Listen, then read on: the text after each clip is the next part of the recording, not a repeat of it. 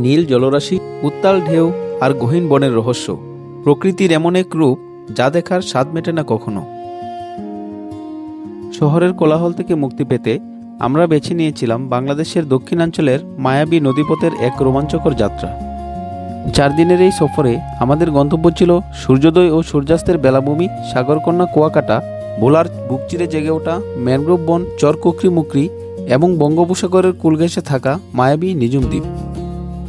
ভ্রমণের প্রতিটা মুহূর্তই ছিল রোমাঞ্চকর। স্পিডবোট এবং ট্রলার দিয়ে বনের গহীনে ঘুরে বেড়ানোর দৃশ্যগুলো ছিল ফ্রেমে বাঁধিয়ে রাখার মতো।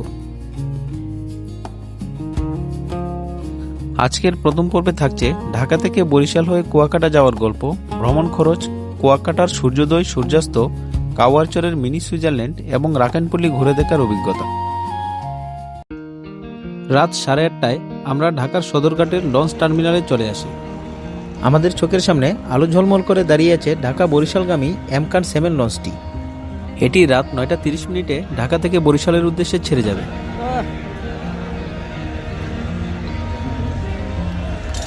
এটি মূলত লঞ্চের ভিতরের টিকিট কাউন্টার। এখান থেকে যাত্রীরা তাদের টিকিট সংগ্রহ করে থাকে। আগে থেকেই টিকিট বুক করে রাখাতে আমাদের টিকিট কাটার কোনো ঝামেলা পোহাতে হয়নি।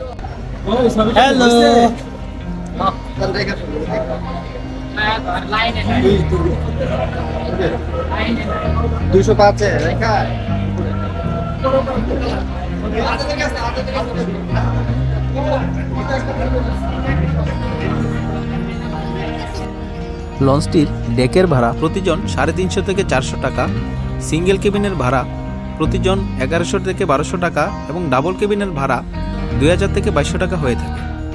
এছাড়াও লঞ্চটির অন্যান্য কেবিনের ভাড়া এবং কিভাবে অগ্রিম টিকিট বুক করবেন তা ভিডিওর ডেসক্রিপশন বক্সে দেওয়া থাকবে।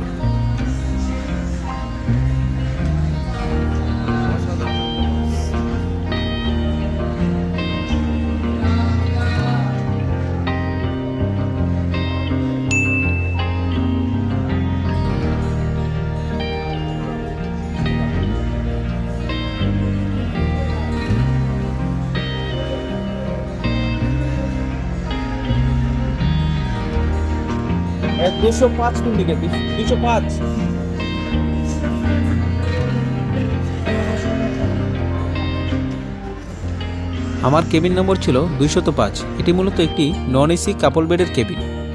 2 বেডের এই কেবিনটির ভাড়া ছিল 2200 টাকা।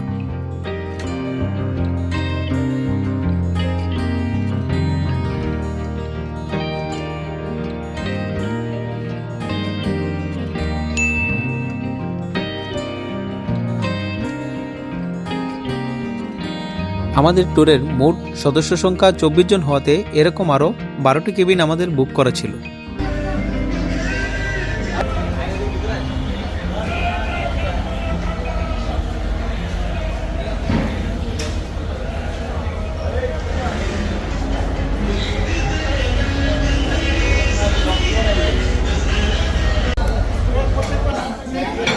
লঞ্চে আমাদের রাতের খাবারের মেনু ছিল আলু ভর্তা, ডাল চচ্চড়ি এবং হাঁসের মাংস ভুনা।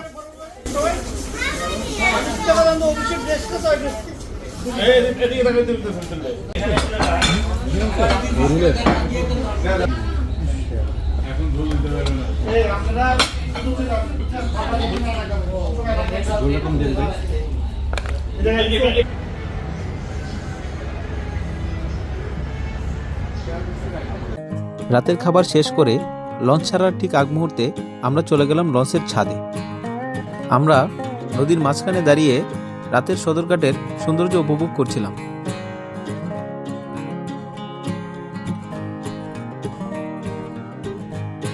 রাত ঠিক 9:30টায় আমাদের লঞ্চটি বরিশালের উদ্দেশ্যে ছেড়ে যায়।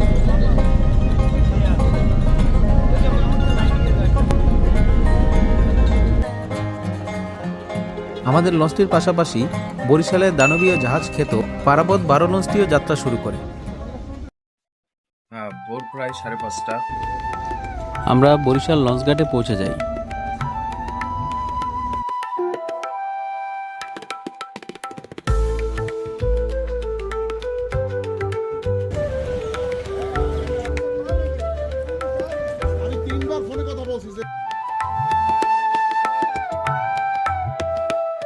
বরিশাল হতে কুয়াকাটার উদ্দেশ্যে রওনা দেওয়ার আগে আমরা স্বল্প সময়ের ব্যবধানে ঘুরে আসি বরিশালের বিখ্যাত 30 গুডাউন এলাকাটি। এটি কীর্তনখোলা নদীর তীরে অবস্থিত, যা দর্শনার্থীদের স্নিগ্ধ বাতাস ও মনোরম দৃশ্য উপভোগ করার সুযোগ করে দেয়।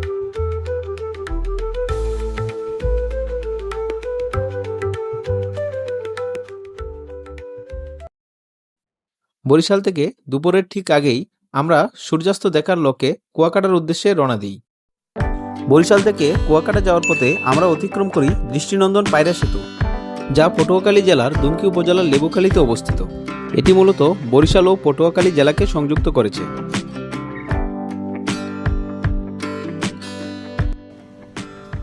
দীর্ঘ 2.5 ঘন্টার পথ পাড়ি দিয়ে আমরা অবশেষে চলে আসি কুয়াকাটায়। এখানে আমাদের আগে থেকে বুকিং করা ছিল হোটেল সমুদ্রবাড়ি রিসোর্ট। এই হোটেলটির রুম ভাড়া আশেপাশে থাকা অন্যান্য হোটেলগুলোর চাইতে একটু বেশি। আকার ভেদে ডাবল বেডের এক একটি রুম ভাড়া 3,500 থেকে 4,500 টাকা পর্যন্ত হয়ে থাকে। 4 জনের বেড, তাই না? 4 জনের বেড 500 অনেক ভালো ভালো গুছানো।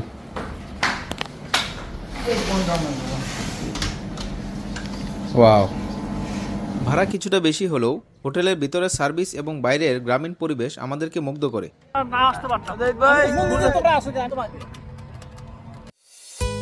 রিসোর্ট থেকে জনপ্রতি 10 টাকা করে অটো এবং ভ্যান ভাড়ায় আমরা চলে আসি কুয়াকাটা সমুদ্র সৈকতে।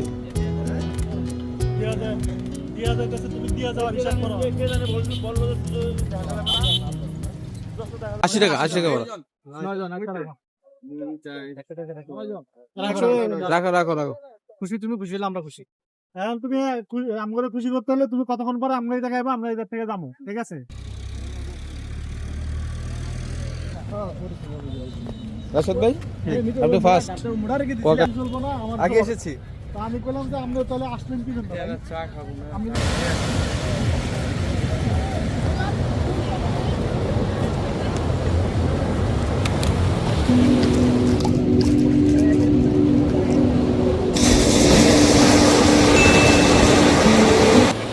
সূর্য অস্ত যাচ্ছে আর আমরা সেই দৃশ্যটা সাগরের খুব কাছ থেকে দাঁড়িয়ে উপভোগ করছি।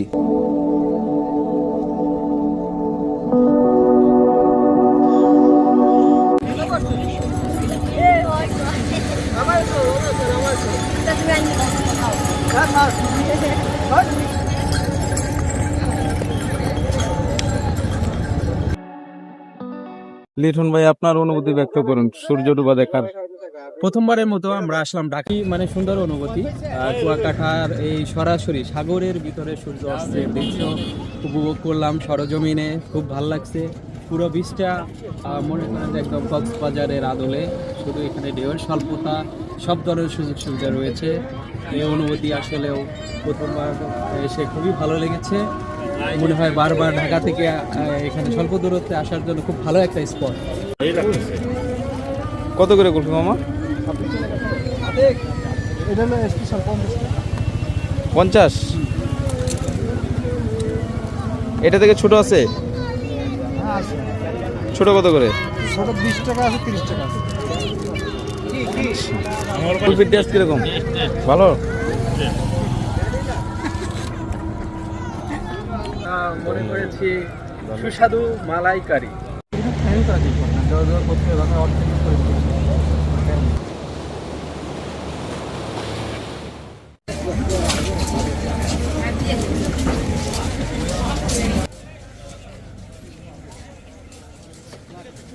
সূর্যোদয় এবং সূর্যাস্ত দেখার পর আমরা চলে আসি সি বিচের একদম কাছের ফিশ ফ্রাই মার্কেট। সকালে কিনে বিকেলে বিক্রি, আগে বুঝতে হবে স্যার।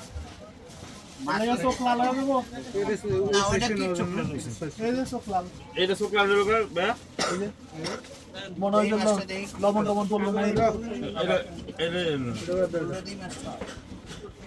এই মাছটা বলে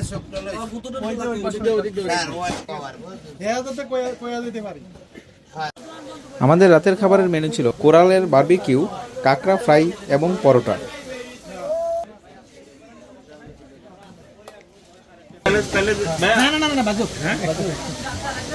একবারে একসাথে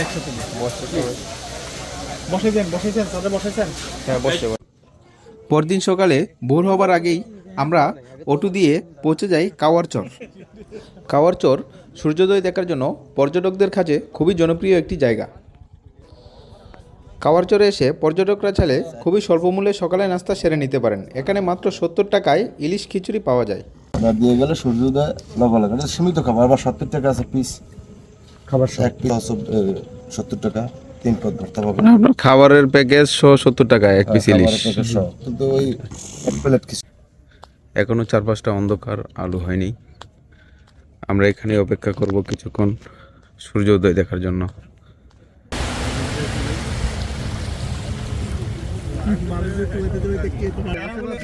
অনেকক্ষণ অপেক্ষার পরও ঘন কুয়াশার কারণে আমরা সূর্যের দেখা পাচ্ছিলাম না।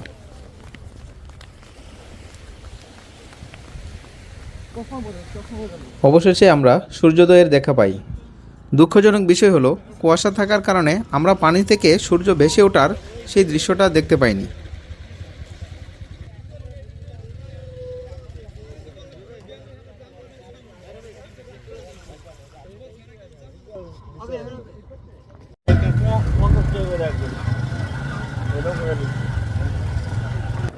সি বিচ এবং সূর্যোদয় দেখতে দেখতে আমরা জনপ্রতি 50 টাকা করে মোটরসাইকেল ভাড়ায় চলে যাই কাওয়ারচরের আরেকটি জনপ্রিয় দর্শনীয় স্থান মিনি সুইজারল্যান্ডে।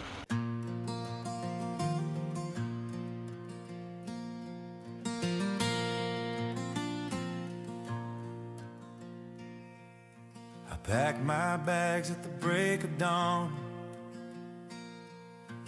chasing a dream where the rivers run long, through the pines and the mountain snow.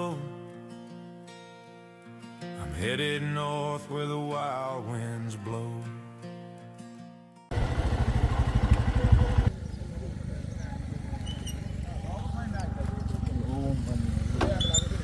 এই জায়গাটাকে কি বলে এক্স্যাক্টলি?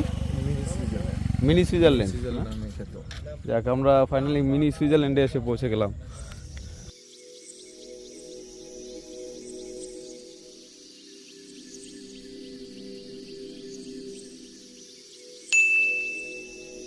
ঝাউবন, সবুজ ফসলের মাঠ আর পাখিদের উড়ে যাওয়া দৃশ্য দেখে মনে হলো জায়গাটার নাম মিনি সুইজারল্যান্ড যথার্থই রাখা হয়েছে।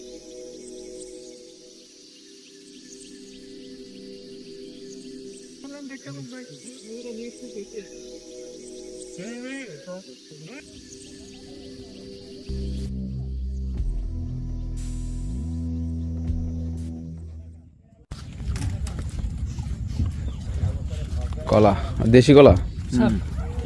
কয় পিস থাকে? 2 পিস? 3 পিস। কলাগুলো সেই কলা, আমাদের দেশি কলা। খুব ভালো নাম্বার 1 একদম দেশি কলা, সারোসা সারা। এই চাগরান চেক হবে ব্ল্যাক করে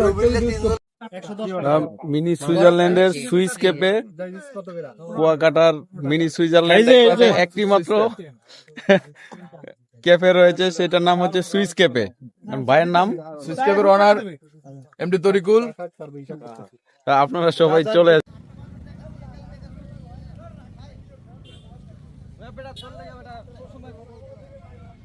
কাওয়ারচরের সূর্যোদয় এবং মিনি সুইজারল্যান্ড ঘুরে দেখার পরে আমরা এখন আমাদের রিজার্ভ করা অটো নিয়ে চলে যাব রাখাইন পল্লীতে। সেখানে আমরা কিছু রাখাইন তাৎপর্য কেনার চেষ্টা করব এবং রাখাইনদের মিউজিয়াম ঘুরে দেখার চেষ্টা করব। 6 জন ধারণ ক্ষমতার এই অটোগুলা আমরা কুয়াকাটা থেকে 500 টাকায় রিজার্ভ করেছিলাম কাওয়ারচর এবং রাখাইনপল্লী ঘুরে দেখার জন্য। 30 মিনিটের মধ্যেই আমরা চলে আসি রাখাইনপল্লীতে। ঢোকার সাথে সাথেই আমাদের চোখে পড়ে রাখাইন মিউজিয়াম। জনপ্রতি 50 টাকার টিকিটে আমরা রাখাইন মিউজিয়ামে প্রবেশ করি, কিন্তু ছবি তোলার রেস্ট্রিকশন থাকার কারণে আমরা রাখাইন মিউজিয়ামের ভিতরের খুব বেশি চিত্র ধারণ করতে পারিনি।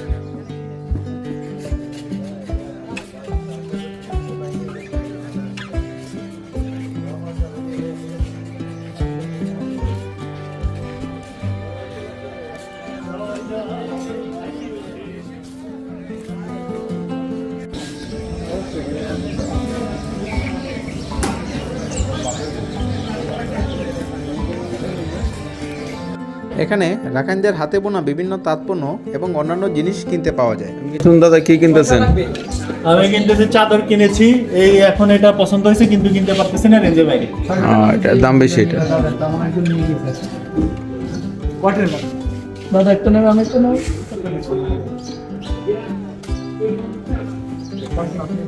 601 ডাবল নিয়ে গেছে আমার এই সেম চাদর, আমি দেখছি তো। আমি 500 টাকা বলি নাই, 600 যেটা দাম সেটাই বলছি, তাই দিয়ে দেন। আমাদের এই ভ্রমণ সিরিজের প্রথম পর্বের ঢাকা থেকে বরিশাল হয়ে কুয়াকাটা ভ্রমণটি এখানেই সমাপ্ত হচ্ছে। দীর্ঘ এই ভ্রমণ সিরিজটির আমাদের পরবর্তী গন্তব্য সম্বন্ধে বিস্তারিত জানবো আমাদের মিঠুনদার কাছ থেকে। আমাদের পরবর্তী গন্তব্য কোথায়? পরবর্তী গন্তব্য হচ্ছে এখান থেকে 10 মিনা থেকে ঘোষেরহাট থেকে চরপেশন। চর ফ্যাশন। তারপরে ওইখান থেকে রাত্রি যাপন হচ্ছে চরপেশন। চরপেশন থেকে রাত্রি যাপন করে আমরা পরের দিন যাবো কুকরিমুখী। ভোরবেলা উঠা 6টা-7টার দিকে কুকরিমুখীর উদ্দেশ্যে রওনা দিব। কুকরিমুখী হয়ে আমরা কুকরিমুখী ঘুরবো, তালের চর ঘুরবো, করে রাত 8টা-9টার দিকে আমরা চরপেশন আবার ঘুরবো। পরের দিন আমরা সকলেই নিজ উদ্দেশ্যে রওনা দিব। ঠিক আছে, নিজম দ্বীপ তো আমরা এক রাত থাকবো, তাই না? নিজ দিয়ে এক রাত্রি যাপন করবো। এখানে যদি আমরা চাই যে ওটাকে কি বলে ক্যাম্প ফায়ারিং করতে